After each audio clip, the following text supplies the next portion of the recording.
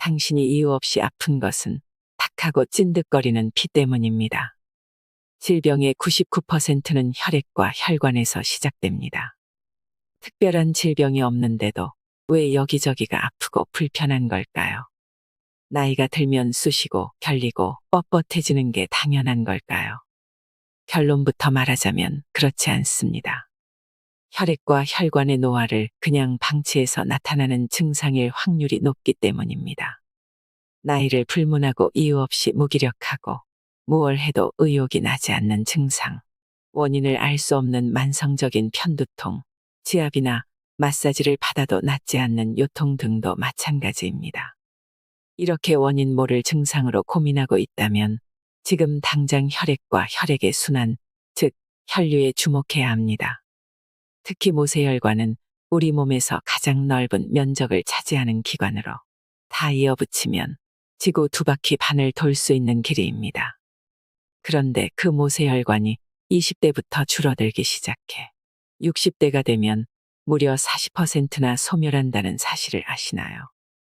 손발이 차갑고 피부가 칙칙해지고 머리카락이 푸석해지는 것은 물론이고 내장기관이 자주 고장을 일으키는 것 역시 모세혈관의 소멸로 우리 몸이 말단까지 영양분을 충분히 공급하지 못하기 때문입니다. 그런데 다행히도 사라진 모세혈관은 다시 되살릴 수 있습니다. 자신의 혈액, 혈류 타입에 맞게 식사법, 운동법, 생활 습관을 바꾸면 가능합니다. 혈액순환에 좋은 음식을 챙겨 먹고 몸을 항상 따뜻하게 유지하며 적당한 혈자리를 주무르면 됩니다. 오늘 소개해드릴 책은 나쁜 피가 내 몸을 망친다입니다. 노화된 혈관 건강을 되찾아 행복한 삶을 살아가시길 바랍니다. 혈관 나이를 젊게 되돌리는 4가지 핵심 포인트. 첫 번째, 몸을 따뜻하게 유지하고 언제 어디서나 춥지 않게 생활한다. 체온이 1도 내려가면 대사가 12%나 떨어진다고 한다. 몸이 차가워지면 혈류가 정체되고 혈류의 정체는 곧 혈관의 노화로 이어진다. 평상시 몸을 따뜻하게 유지하는 생활 습관을 갖는 것이 중요하다. 두 번째, 혈류를 증가시키는 음식을 먹는다. 과식은 몸속 노폐물을 증가시키고 배설 기능을 떨어지게 해 혈액을 탁하게 만드는 원인이 된다. 따라서 배가 터질 것처럼 많이 먹지 말고 조금 덜 먹었나 쉽게 먹는 것이 좋다. 또한 생강, 양파와 같이 혈류를 증가시키는 식품을 적극적으로 찾아 먹으면 혈관을 젊게 되돌릴 수 있다. 세 번째, 몸을 자주 주무르거나 누른다. 혈류가 좋아지는 혈자리가 따로 있다. 이곳을 자주 누르거나 주무르면 정체된 혈액이 정상적으로 잘 순환하게 된다. 평소 운동량이 부족한 사람은 가급적 몸을 활발하게 움직이는 것이 중요하다. 네 번째, 몸과 마음의 생기와 활력을 되찾는 데 집중한다. 스트레스도 혈류를 악화시키는 중요한 요인이다. 평상시 스트레스를 많이 받거나 풀지 못하고 쌓아두고 사는 사람은 혈액순환도 좋을 수가 없다. 스트레스 상황에서 벗어나 편안하게 쉴 수 있는 환경을 만들고 몸과 마음의 생기를 되찾아야 한다. 그러면 혈류가 안정되고 혈관도 젊어진다. 부족한 기를 보충하는 방법. 생명에너지가 부족해서 무기력하고 피로를 잘 느낀다. 에너지의 원천이 되는 기가 부족하기 때문에 어떤 일에도 의욕이 없고 항상 피로를 느끼는 유형이다. 소화기 계통의 기능이 떨어져 있어서 위장이 약하고 입이 짧은 것이 특징이다. 이런 사람은 소화가 잘 되는 음식을 먹어서 에너지를 보충해야 한다.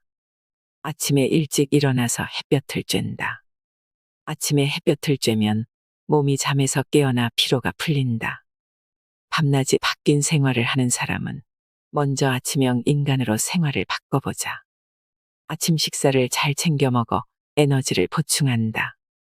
우선 아침 식사를 제대로 챙겨 먹어서 하루에 필요한 에너지를 확보하자. 위장이 약한 경우가 많으므로 소화가 잘 되는 음식을 천천히 꼭꼭 씹어 먹는다. 족삼리를 누른다. 족삼리는 다리 정강이의 바깥쪽에 있는 무릎 관절에서 손가락 3개만큼 아래에 있는 혈자리다. 이 혈자리를 누르면 소화와 흡수 기능이 향상되므로 기어인 사람에게 추천한다. 충분히 자고 푹 잔다. 밤늦게까지 깨어 있으면 혈이 소모되므로 기본적으로 일찍 자고 일찍 일어나야 한다. 늦어도 밤 12시 전에는 취침하도록 노력하자. 눈을 혹사하면 혈이 쉽게 소모된다. 컴퓨터, 스마트폰, 태블릿 PC, 텔레비전을 오랫동안 보면 눈이 피로해지므로 주의하자. 특히 밤에는 전자기기를 일찌감치 꺼놓고 숙면하도록 한다. 배를 감싸거나 양말을 신어서 차가워지기 쉬운 곳을 따뜻하게 한다. 배를 따뜻하게 감싸거나 발가락 양말을 신는다. 특히 차가워지기 쉬운 발바닥이나 혈액의 흐름이 많은 배 주변을 따뜻하게 하면 온몸의 혈류가 개선된다. 냉증은 어혈을 부르는 최악의 원인이다. 차가운 것을 지나치게 많이 먹거나 옷을 너무 얇게 입지 말고 에어컨을 세게 튼 공간에 오랜 시간 있지 말자. 그 외에도 몸을 차갑게 하는 행동은 가능한 한 피해야 한다. 손끝, 발끝까지 온몸을 따뜻하게. 끓인 물을 매일 천천히 마신다. 내장기관이 따뜻해지면 지방이 잘 연소되는 체질로 바뀐다. 시간도 돈도 그다지 큰 노력도 들지 않고 간단하게 건강해지는 방법이 따뜻한 물 건강법이다. 그냥 맹물만 데워서 마시면 된다. 위장이 따뜻해지고 혈액순환이 원활해지면서 건강과 미용에 좋은 영향을 준다. 우리는 손과 발처럼 몸의 표면이 차가워지는 것을 걱정하지만 사실 위장 등의 내장기관도 차가워지기 쉬운 부분 중 하나다. 몸속이 차서 위장의 혈류가 나빠지면 소화불량, 변비 등이 나타날 뿐만 아니라 피부가 거칠어지고 머리카락이 푸석푸석해지는 경우도 있다. 따뜻한 물을 조금씩 자주 마셔 위장을 따뜻하게 하면 이런 증상이 개선된다. 한 가지 팁을 알려주자면 따뜻한 물에 시나몬 같은 향신료를 첨가하면 혈액순환이 더욱 촉진되어 효과적이다. 1년 365일 하루 24시간 배를 따뜻하게 감싼다. 배를 감싸기만 해도 각종 증상이 개선된다. 복부에는 위와 장 외에도 수분 대사를 담당하는 신장 등의 장기가 모여 있다. 따라서 복대로 배를 따뜻하게 하면 이런 장기의 기능이 활발해져서 냉증이 개선되고 붓기가 빠진다. 변비가 사라지면서 피부결도 좋아진다. 에어컨을 잠시만 꺼보자. 여름철에 더위를 먹거나 몸이 차가워지지 않도록 한다. 여름 냉증으로 고생하는 여성이 늘고 있다. 여름 냉증은 여름철에도 항상 몸이 차가운 증상을 말한다. 이것은 지나친 수분 섭취와 너무 낮은 실내 온도가 원인이다. 에어컨을 세게 튼 공간에 오랜 시간 있으면 우리 몸은 몸의 열이 밖으로 나가지 못하도록 막기 위해 혈관을 수축시킨다. 이로 인해 혈액순환이 정체되어 냉증, 두통, 피로 등의 증상이 나타난다. 실내외의 온도 차이가 심하면 자율신경의 균형이 무너진다. 그래서 기본적으로 에어컨을 안 트는 생활에 익숙해지는 것이 가장 이상적이다. 그러나 무더운 날에 에어컨을 안 틀고 있으면 열사병에 걸릴 우려가 있다. 선풍기나 에어 서큘레이터 등으로 공기를 순환시키고 실내를 외부 기온보다 4도만 낮게 유지하자. 손으로 1분 동안 눈을 덮는다. 스마트폰을 너무 오래 보면 눈과 눈 주변의 혈류가 정체된다. 컴퓨터나 스마트폰 화면을 지나치게 오래 보면 눈이 피로해진다. 특히 어두운 곳에서 구부정한 자세로 보는 것은 최악이다. 눈이 피로하면 눈 주변의 혈류가 나빠지고 눈꺼풀이 부을 뿐만 아니라 다크서클, 안구건조증 등 다양한 증상이 생긴다. 양손으로 눈을 감싸기만 하면 되는 초간단 혈류 개선법. 눈의 피로를 푸는 가장 좋은 방법은 눈을 따뜻하게 해주는 것이다. 손바닥을 서로 비벼서 따뜻하게 만든 뒤 손바닥으로 눈 전체를 덮어서 눈두덩이를 따뜻하게 한다. 눈이 피로하게 느껴질 때 해주면 효과적이다. 자주 해도 좋다. 특히 취침 전에 눈을 따뜻하게 하면 편안하게 잠들 수 있으므로 추천한다. 뜨거운 수건을 목과 어깨에 댄다. 일상적으로 목과 어깨를 따뜻하게 하면 뻐근함이 풀린다. 만성적으로 목이나 어깨가 뭉쳐있고 뻐근한 사람들이 많다. 이런 증상은 지압이나 마사지를 받으면 조금 호전된 듯해도 며칠 안 가 금세 본래대로 돌아가곤 한다. 이것은 오랜 시간 나쁜 자세로 있어서 부분적으로 혈액순환이 안 좋아진 탓이다. 나쁜 자세로 장시간 책상에 앉아서 일하는 사람은 일상의 생활 습관이 원인이므로 한 달에 한 번 정도 전문가의 시술을 받는다고 해서 증상이 쉽게 개선되지는 않는다. 그것보다 매일 환부를 따뜻하게 하는 습관을 들이는 편이 더 효과적이다. 뜨거운 수건으로 목과 어깨를 자주 따뜻하게 해주면 혈액순환이 좋아지는 것은 물론 경직된 근육이 풀려서 몸과 마음이 편안해진다. 자기 전에 하면 숙면을 돕는 효과도 얻을 수 있다. 발가락 양말을 신는다. 발가락을 하나씩 감싸 냉증과 변형을 개선한다. 발가락은 심장에서 가장 먼 곳에 있기 때문에 혈액이 충분히 도달하지 못해서 쉽게 차가워진다. 발가락 양말을 신으면 발가락이 하나씩 따뜻해져서 냉증이 개선된다. 양말은 여름철에도 가급적 온종일 신고 있도록 하자. 또한 발가락 양말을 신으면 냉증이 개선되는 것 이외에도 기분 좋은 효과를 많이 볼 수 있다. 먼저 발가락을 하나씩 감싸면 각각의 발가락에 균등하게 힘이 들어가서 변형된 부위가 개선된다. 게다가 양말의 압력으로 혈류가 개선되어 붓기가 빠지고 발가락 사이에 땀이 흡수되어 발냄새도 예방된다. 양말의 소재나 형태에 따라서 효과가 다르므로 신경 쓰이는 부분에 맞게 선택하자. 수욕, 족욕을 한다. 손발을 따뜻하게 하면 전신이 따뜻해진다. 욕조에 들어갈 시간이 없어도 곧바로 온몸을 따뜻하게 만들고 싶을 때 효과적인 것이 수욕과 족욕이다. 손발을 따뜻하게 하면 온몸의 혈류가 좋아져서 몸 전체가 따끈따끈해진다. 옷을 입은 채로 할 수 있어서 환자나 노인도 손쉽게 할 수 있다. 몸 전체를 담그는 것보다 심장에 부담이 덜하다는 장점도 있다. 수욕과 족욕의 효과를 더욱 높이고 싶다면 찬물과 따뜻한 물을 양쪽에 준비해 놓고 교대로 담그는 방법을 추천한다. 40도에서 42도의 따뜻한 물과 10도에서 15도의 찬물에 교대로 담그면 냉온욕 효과가 있어 혈액순환이 더 원활해진다. 또한 따뜻한 물에 좋아하는 아로마 오일을 몇 방울 떨어뜨리면 몸과 마음이 편안해지고 숙면에도 도움이 된다. 333 입욕법으로 몸을 따뜻하게 한다.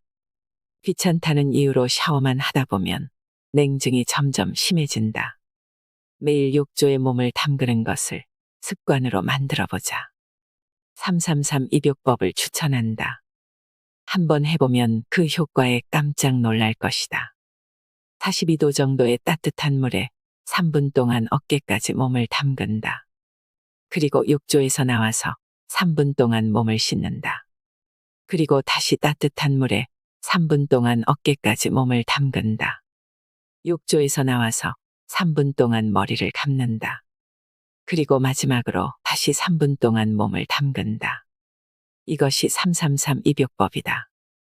3분씩 3번 욕조에 들어가면 단 9분만 욕조에 몸을 담갔음에도 불구하고 몸속까지 확실히 따뜻해지는 효과가 있다. 땀이 나오므로 디톡스 효과가 있고 노폐물이 빠져나가 피부도 보들보들해진다. 단 뜨거운 물에 들어갔다 나오면 피부가 건조해지기 쉬우므로 입욕 후에는 보습에 신경 쓰자. 헤어드라이어로 혈자리를 따뜻하게 한다. 뜸 대신 헤어드라이어로 해도 효과 만점. 뜸은 약숙을 피부에 올리고 불을 붙여서 몸의 특정 부위에 온열 자극을 주는 요법으로 혈류를 촉진해서 각종 증상을 개선하는 방법이다. 따뜻해진 부위의 혈류가 좋아져서 냉증이 개선되고 뻐근함을 푸는 데 도움을 준다.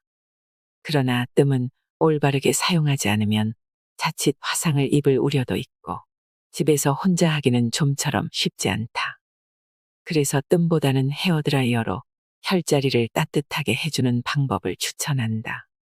증상에 맞게 따뜻하게 하고 싶은 혈자리에 헤어드라이어의 온풍을 대기만 하면 되므로 매우 간단하다.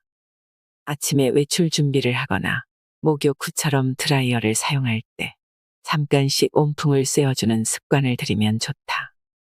자극이 지나치게 강한 경우가 있으므로 임산부나 고령자는 하지 않는다. 한 군데를 너무 오랫동안 쐬면 화상을 입을 수 있으므로 너무 뜨거워지지 않도록 주의한다. 꽉 쬐는 옷을 입지 않는다. 압박은 냉증의 근원. 옷은 편안하고 여유 있게 입는다. 하체를 꽉 쬐는 스키니 팬츠가 젊은 여성들 사이에서 한동안 유행이었다. 중년 여성들도 날씬해 보이기 위해 보정 속옷을 많이 입는다.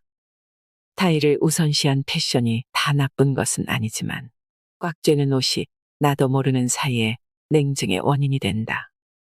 예를 들어 손끝에 피가 났을 때 반창고를 돌돌 감아 꽉 쬐어두면 출혈이 멈추지만 손가락 끝은 적자색이 된다. 피가 잘 안 통한다는 뜻이다. 마찬가지로 몸을 꽉 쬐는 옷을 입으면 그런 현상이 몸 이곳저곳에 나타난다. 여성들이 많이 신는 가느다란 하이힐도 다리의 혈류를 나쁘게 하므로 주의가 필요하다. 몸이 압박되면 혈류가 나빠지고 냉증과 고혈압을 초래하므로 꽉 쬐는 옷은 가급적 입지 않도록 하자. 사우나에 5분에서 10분만 들어간다. 혈류를 늘려서 각종 증상을 개선하고 디톡스에도 효과가 있다. 피곤하다고 느껴질 때는 사우나를 추천한다. 사우나의 실내는 90도에서 110도로 고온이므로 혈관이 확장되어 혈액순환이 급격하게 원활해진다. 몸이 따뜻해지고 면역력도 높아진다. 게다가 땀을 많이 흘리면 두통, 어깨 결림, 숙취 같은 증상도 효과적으로 완화해준다. 그러나 고온의 사우나는 심장에 부담을 주므로 고혈압이나 심장병이 있는 사람은 주의해야 한다.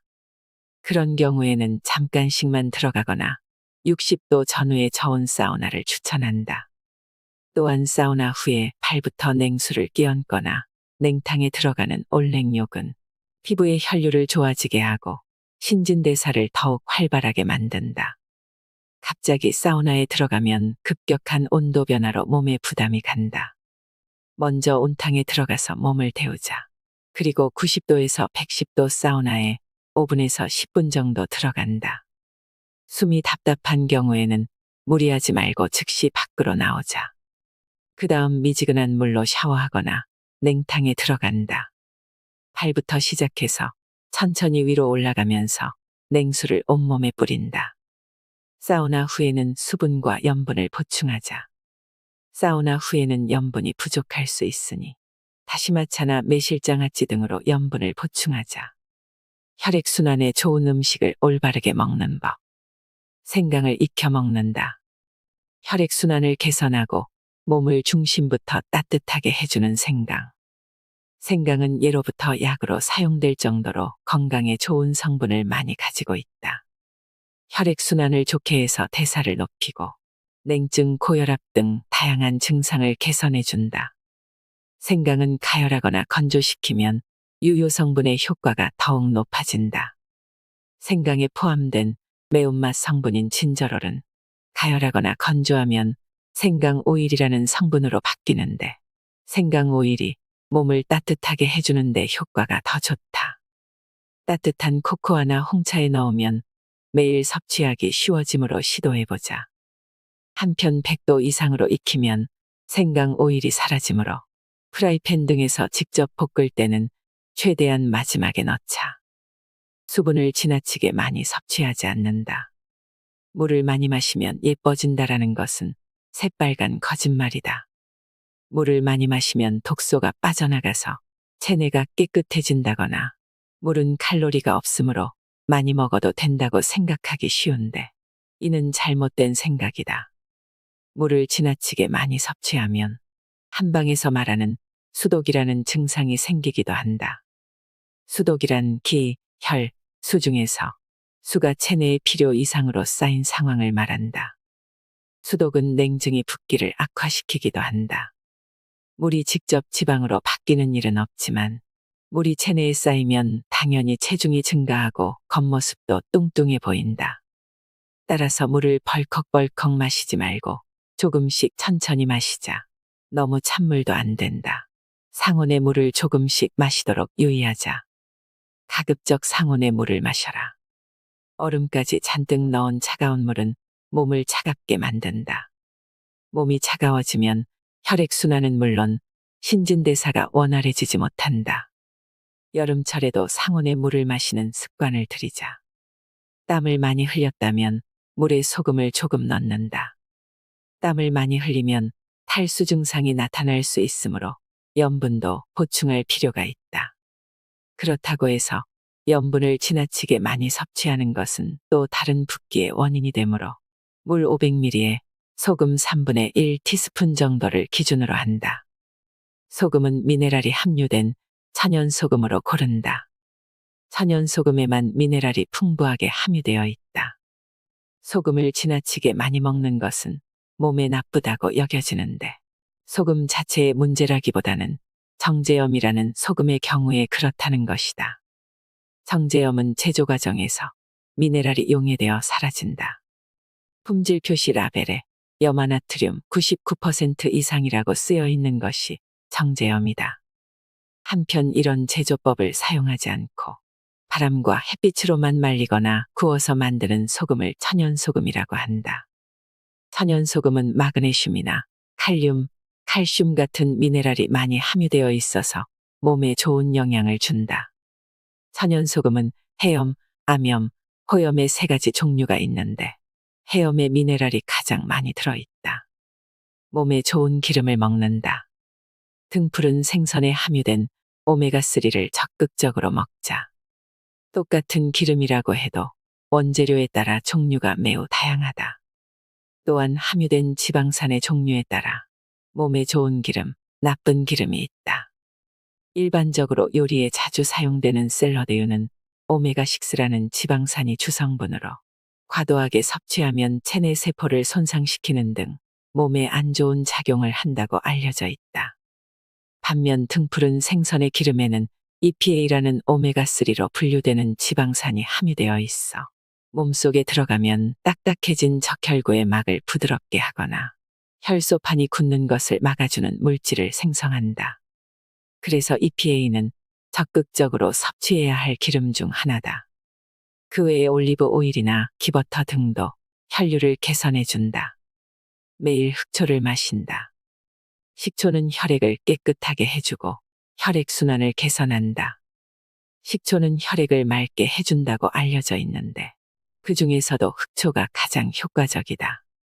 흑초는 보통 2년 이상 장기간 숙성시키는데 그때 아미노산과 미네랄 같은 유효 성분이 증가하기 때문이다. 다른 식초에 비해 유효 성분이 몇 배나 더 많다. 하루 30ml 정도를 따뜻한 물에 섞어서 마시자. 원액을 그대로 마시면 흑초의 초산 성분 때문에 소화기관이 손상될 수 있다. 그래서 10배 정도로 희석해서 마시는 것이 좋다. 물에 섞었을 때 산미가 부담스러운 사람은 꿀이나 우유를 첨가하면 마시기 편해진다. 운동 30분 전후에 마시면 지방연소 효과가 올라간다. 따뜻한 녹차를 마신다. 녹차에 함유된 카테킨으로 탁해진 혈액을 깨끗하게. 녹차에 함유된 성분 중에서 특히 주목해야 할 것이 떫은 맛을 내는 성분인 카테킨이다. 카테킨은 폴리페놀이라는 항산화 물질의 일종인데 항산화 작용에 탁월하고 살균 작용이나 항바이러스 작용 등에도 효과적이고 다양한 이로움을 주는 성분이다. 폴리페놀이 몸속에 들어가면 항산화 작용과 살균 작용을 한다. 가령 혈소판이 모여서 혈류가 탁해지는 것을 방지하고 혈류를 개선해준다. 폴리페놀에는 블루베리의 안토시아닌이나 커피의 클로로겐산 등 다양한 종류가 있는데 전부 항산화 작용이 있으므로 틈틈이 섭취하도록 하자. 집에서라도 가공식품을 끊는다. 지금 내 몸에 필요한 영양소를 확인하고 신중하게 골라 먹자. 바쁠 때나 귀찮을 때 무심코 가공식품으로 식사를 때우는 경우가 종종 있다. 하지만 반조리 식품이나 가공식품에는 염분, 당분, 지방질 등이 과도하게 들어가 있다. 달고 짜고 기름진 음식은 먹는 순간에 뇌 속에서 도파민이 분비된다. 버릇처럼 손이 가는 것은 그 때문이다. 또한 가공식품에는 우리 몸에 필요한 단백질이나 비타민, 미네랄과 식이섬유 등이 많이 들어있지 않다. 그래서 칼로리는 높지만 영양이 부족한 경우가 많다. 게다가 첨가물도 걱정스러운 수준이다. 따라서 지금 내 몸에 꼭 필요한 영양소를 찾아 적절하게 섭취할 수 있도록 신경 쓰자.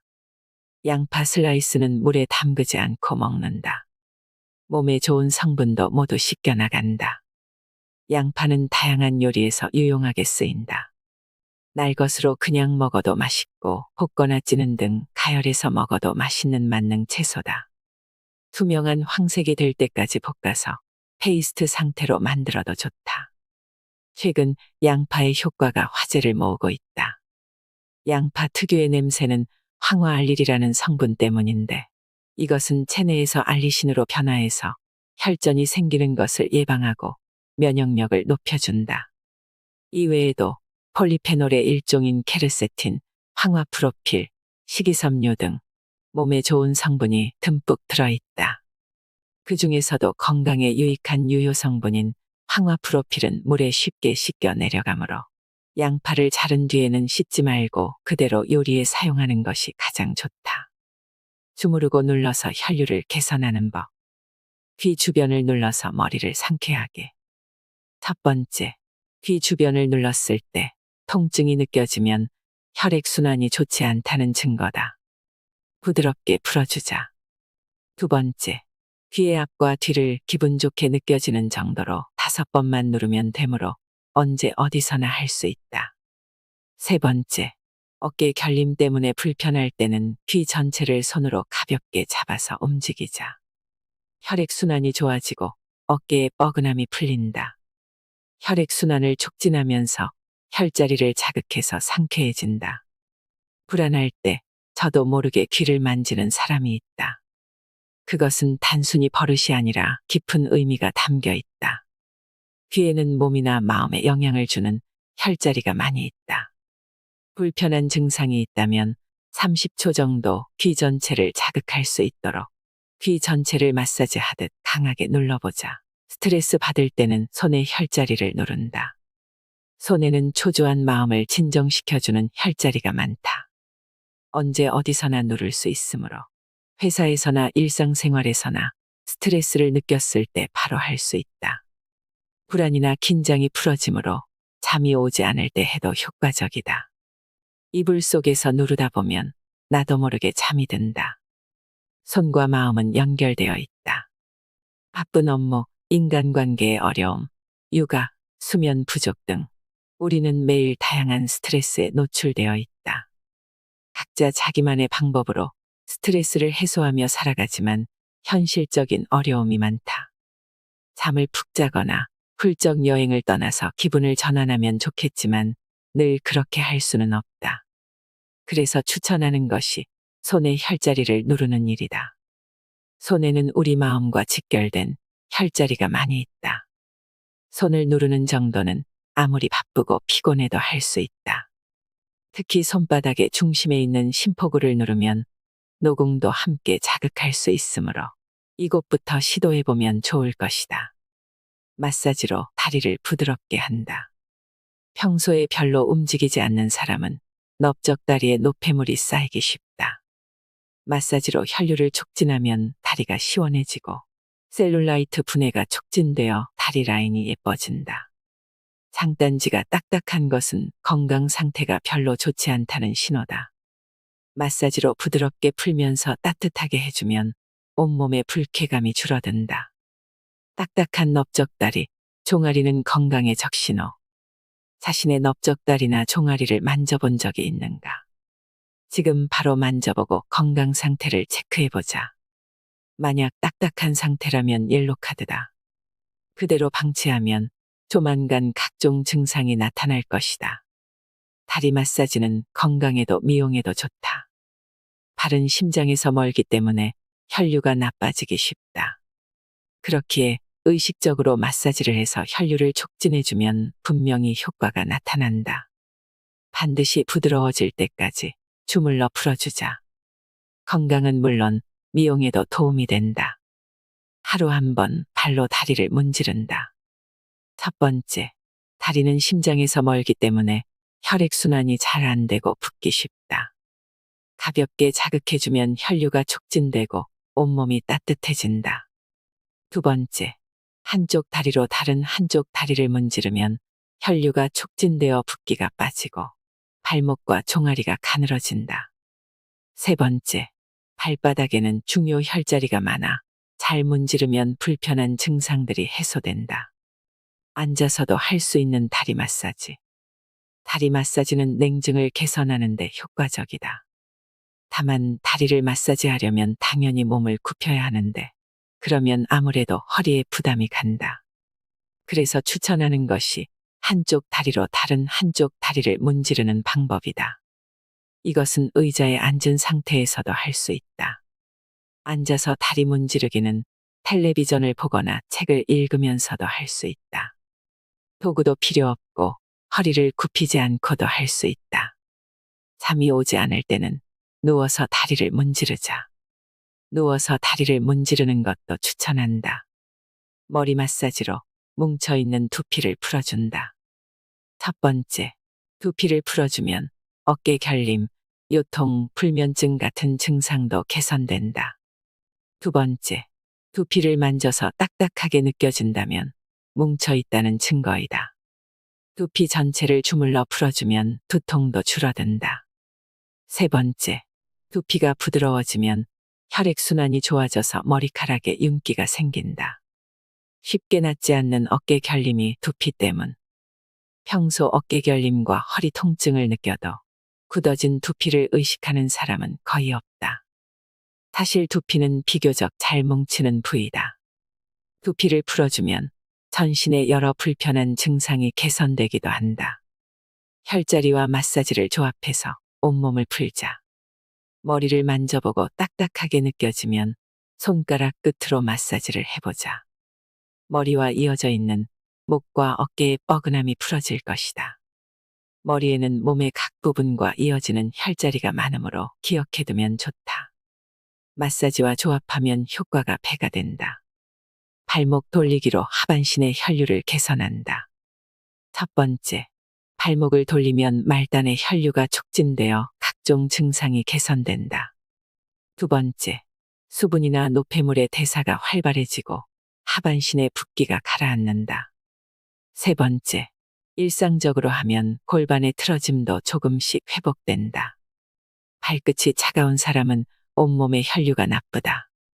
심장에서 멀리 있는 발은 혈류가 나빠지기 쉬운 부분이다. 특히 말단인 발끝은 나이가 들수록 순환이 잘 되지 않는 경우가 많다. 발끝이 차갑다면 이미 냉증이 시작된 것이다. 발목을 돌려서 움직이면 말단의 혈류가 촉진된다. 어떻게 하면 발끝까지 혈액순환이 원활해질까? 간단한 방법은 발목을 돌리는 것이다. 시계 방향과 반시계 방향으로 각각 20번 정도 하면 발이 점차 따뜻해진다. 발가락 돌리기나 발가락 가위바위보를 함께 하면 더욱 좋다. 좌우를 균등하게 하면 골반의 틀어짐도 서서히 바로잡힌다. 모세혈관을 되살리는 생활습관 만들기. 햇빛을 받으며 하루를 시작한다.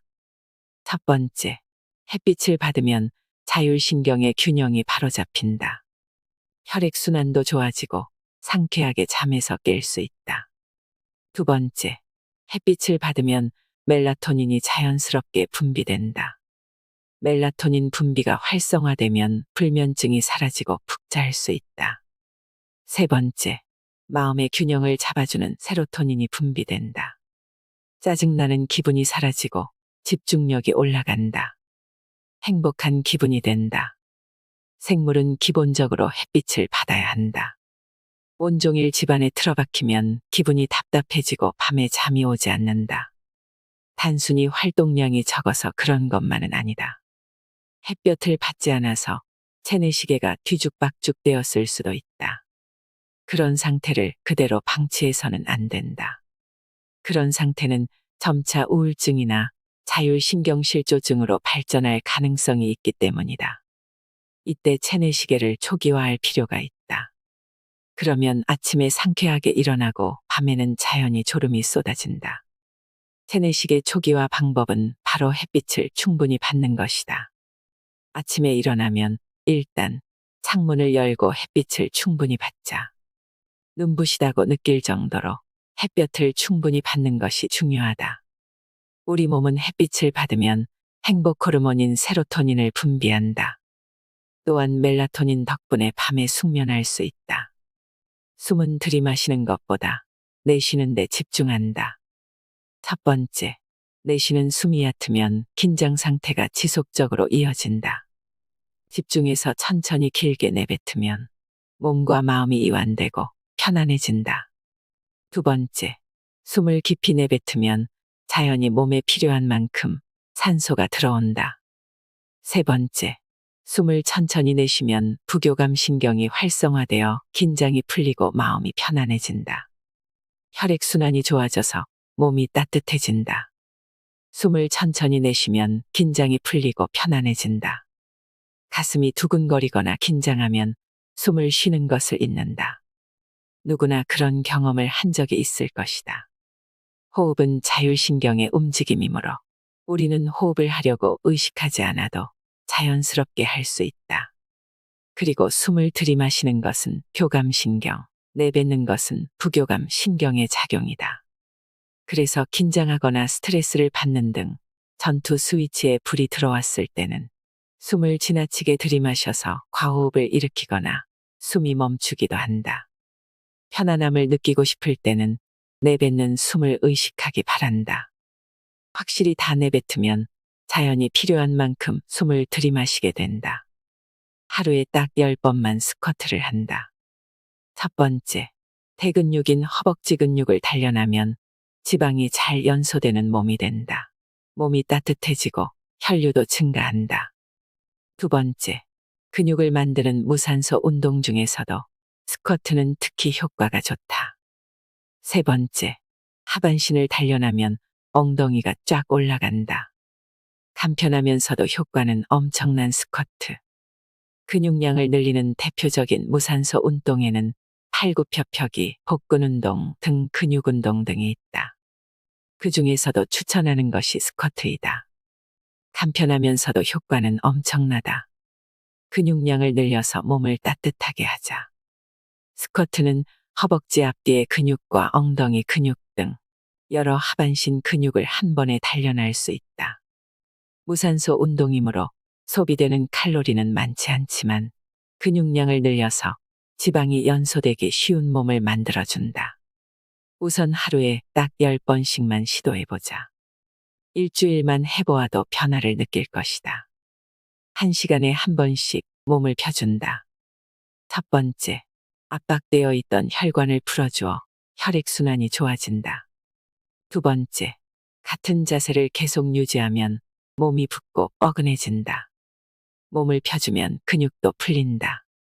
세 번째, 스트레칭을 자주 하면 행복 호르몬인 엔도르핀이 분비되고 전체적으로 컨디션이 좋아진다. 혈류를 압박하면 온몸에 통증이 온다.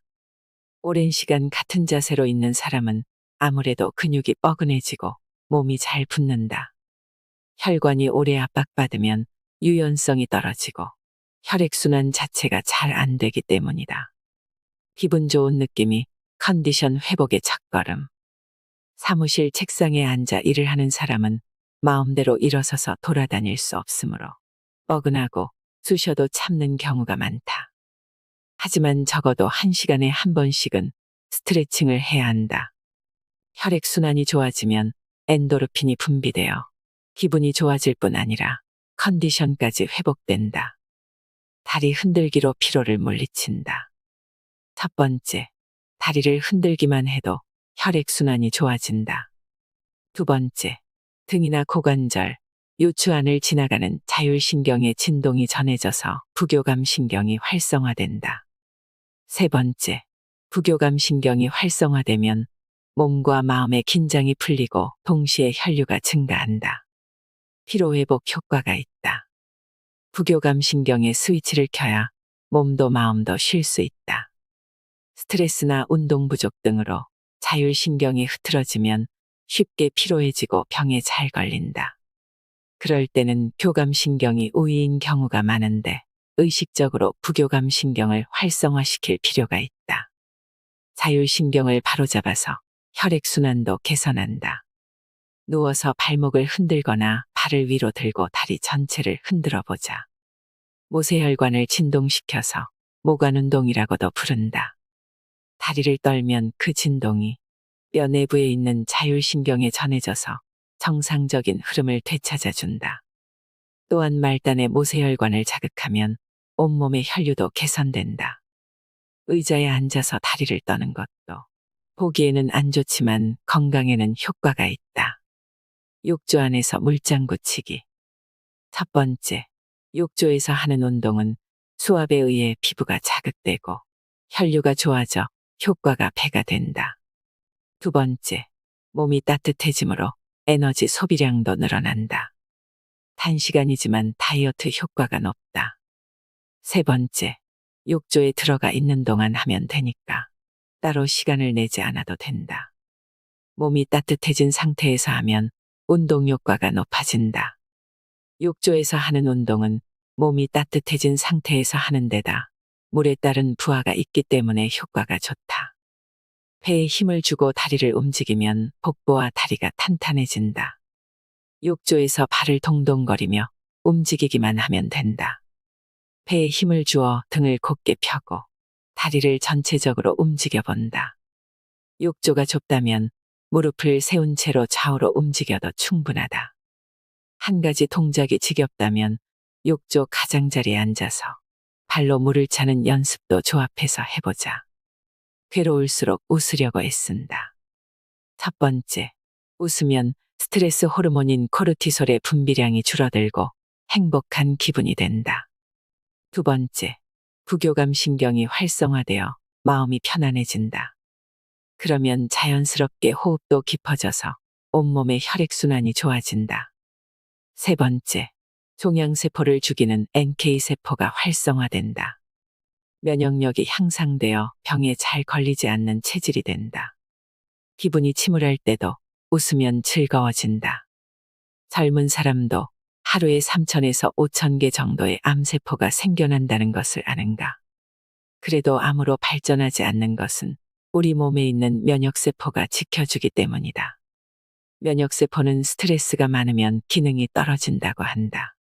웃으면 간내에 흥분이 전해지는데 이 간내는 면역 기능을 담당하고 있다. 웃으면 면역세포가 활성화되는 것이다. 또한 무리하게 억지로 웃어도 뇌는 그것을 진짜 웃음으로 착각해서 즐겁다고 인식한다. 따라서 괴로울 때야말로 웃어야 하는 때다. 가짜 활기가 진짜 활기를 가져다주는 셈이다. 친구와 수다를 떠는 것도 면역세포 활성화에 효과가 있다. 명상으로 머릿속을 비우는 시간을 만든다. 첫 번째, 자기 자신을 살펴보고 다독이는 것은 자신을 소중히 여기는 첫걸음이다. 두 번째, 조용히 호흡에만 집중하면 부교감 신경이 활성화된다. 세 번째, 호흡이 깊어지고 혈액순환도 좋아져 체내의 산소가 코로 전달된다. 매일 꾸준히 명상을 하면 기억력과 집중력이 향상된다. 명상은 눈을 감고 의식을 안정시키는 일이다. 방법은 여러 가지가 있지만 어떤 방법을 선택해서 하든 호흡이 안정되고 잡념이 사라진다. 명상하는 사람의 뇌파를 측정하면 편안한 상태에서 나오는 특유의 알파파가 많이 나타난다. 또한 명상을 매일 꾸준히 하면 기억을 담당하는 해마의 회백질이 증가한다는 연구 결과도 있다. 그래서 사고력과 집중력이 높아지는 것이다. 처음 명상을 하면 제대로 집중하지 못할 수도 있다. 그럴 때는 숨을 들이마시고 내뱉는 일에만 의식을 모아보자. 편안함을 느끼는 자세로 시도해보면 된다. 잠들기 1시간 전에는 반드시 스마트폰을 끈다. 첫 번째, 스마트폰 액정을 멀리하면 눈 주위의 근육 피로가 풀리고 눈가의 혈류가 좋아진다. 두 번째, 멜라토닌의 생성이 원활해져서 체내시계가 정상화된다. 세 번째, 뇌는 한 번 흥분하면 진정되기까지 2시간에서 3시간이 걸린다. 잠들기 2시간 전부터 스마트폰을 끄고 방을 어둑어둑하게 하면 수면의 질이 향상되고 피로가 쉽게 풀린다. 눈을 혹사시키면 다양한 트러블이 생긴다. 스마트폰이나 태블릿 PC, 컴퓨터 화면에는 블루라이트라고 불리는 빛이 많이 포함되어 있다. 파장이 짧은 가시광선의 일종으로 장시간 노출되면 몸에 다양한 영향을 미친다. 가장 위험한 것은 눈에 미치는 영향이다. 블루라이트는 물체를 선명하게 보게 해주는데 밤에는 홍채가 커지기 때문에 너무 많은 양의 빛이 들어와 망막과 망막 내 시세포가 손상될 수 있다. 또한 블루라이트는 멜라토닌이라는 수면 호르몬의 분비를 억제한다. 그래서 스마트폰을 보고 있으면 잠이 오지 않는 것이다. 스마트폰은 정신적으로 의존하게 되는 부분도 있으니 잠들기 전에는 반드시 스마트폰을 끄고 눈과 뇌를 쉬게 해주어야 한다. 항상 감사하는 마음가짐을 갖도록 노력한다. 첫 번째, 항상 감사하는 마음을 가진 사람은 똑같은 스트레스를 받아도 더 원만하게 극복한다. 두 번째, 주변에 대한 배려심이 생겨나서 인간관계가 원활해진다. 세 번째, 감사하는 마음을 가지면 뇌의 혈류가 증가하고 의욕도 높아진다. 건강 상태도 좋아지고 업무 효율도 올라간다. 감사하는 마음으로 무장한 사람은 스트레스에 강하다. 같은 말을 해도 사람마다 받아들이는 방식이 다르다. 긍정적인 사람이라면 조언이라고 느끼는 말인데 부정적인 사람은 모욕당했다고 느끼는 경우도 있다. 매사를 부정적으로 바라보는 사람은 항상 스트레스가 가득하다. 마치 자신에게 괴로운 일만 일어나는 듯하다. 특히 일이 잘 풀리지 않을 때일수록 부정적인 마음을 품기 쉽다. 그럴 때는 의식적으로 감사하는 마음을 가지려고 노력해보자. 실제로 감사하는 마음을 가지면 뇌로 가는 혈류가 증가해서 스트레스를 덜 느끼고 인간관계도 원활해진다. 주위 사람들에게 신뢰를 얻으면 의욕이 더욱 솟아오를 것이다. 자연을 자주 접한다. 첫 번째, 단 40초만 녹색 식물이나 자연의 풍광을 바라봐도 집중력이 높아진다. 창문 밖이 보이지 않는다면 책상 위에 관엽식물을 놓아두고 바라보거나 자연의 풍경이 담긴 사진을 봐도 된다. 두 번째, 부정적인 생각이 떨쳐지지 않을 때는 자연을 접하며 마음을 다독인다. 세 번째, 심신이 지쳤다면 도시에서 벗어나 한적한 곳으로 여행을 떠나자.